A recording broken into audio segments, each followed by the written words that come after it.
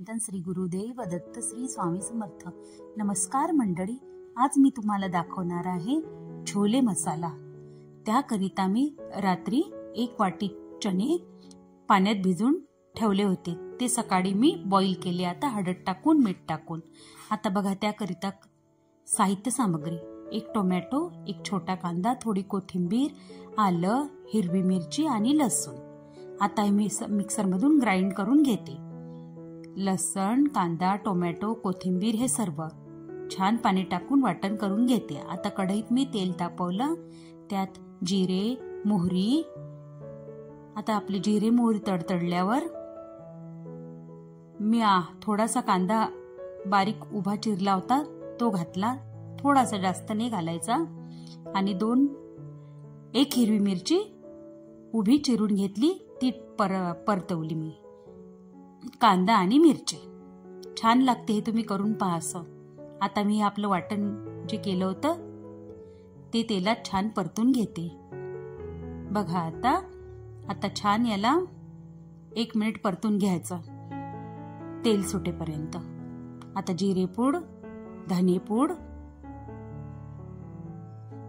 थोडं लाल तिखट आणि गरम मसाला आणि हळद किंचित आणि चवीपुरते मीठ आणि थोडी किंचित साखर, हे सर्व घालून छान मिक्स करून छान सुगंध येते। खूप छान लागते हा छोले मसाला, तुम्ही अवश्य करून बघा। आता बघा आपला छान मसाला झाला आहे। आता यामध्ये मी थोडं पाणी घालते आणि छान परतून घ्यायचं जवळपास 1 मिनिट।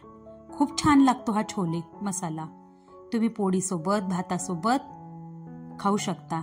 आणि भटुरे तर माहितीच आहे तुम्हाला, छोले भटुरे तर प्रसिद्धच आहे।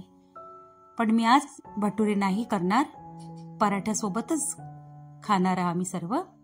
आम्हाला आवडते पराठ्यासोबतच। बघू शकता तुम्ही आता याला छान तेल सुटत आलेलं आहे।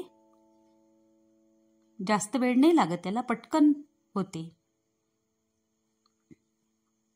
आता मी चवीपुरतं मीठ आधी थोडं टाकलं होतं, आता आणखीन थोडं मला कमी वाटलं तर मी थोडं परत टाकलं मीठ।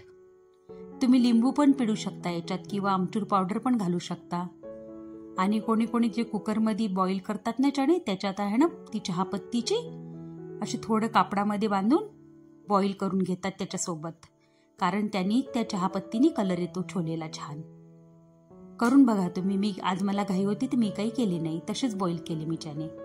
आता हे मी चणे यात घातले। आता चणे आपले बॉईल झालेलेच आहे, त्यामुळे 5 मिनिटात लवकर शिजून जातो हा।